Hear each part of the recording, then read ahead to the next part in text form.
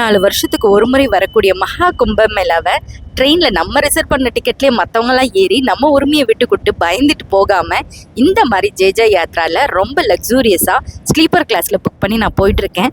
இதில் பாருங்கள், நிறைய பேர் குழந்தை குட்டி ஃபேமிலியோடு வந்திருக்காங்க. ஃப்ரைடே நைட்டு சென்னையிலேருந்து வண்டி கிளம்புது. மறுநாள் காலையில் சாட்டர்டே மார்னிங் 6 மணிக்கு ஒரு இடத்துல நிறுத்தியிருக்காங்க.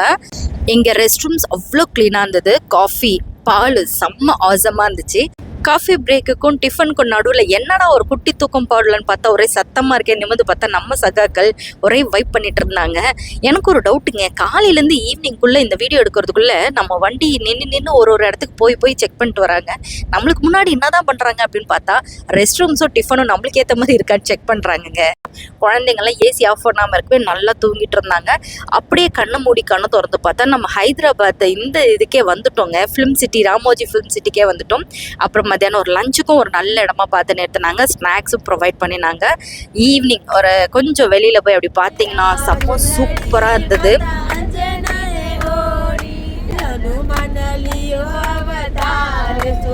அப்படியே நைட்டு டிஃபனையும் முடிச்சுட்டு ரெஸ்ட் ரூம் எல்லாம் போயிட்டு செம்ம சூப்பராக ஜாலியாக ஏறி வந்துட்டோம்.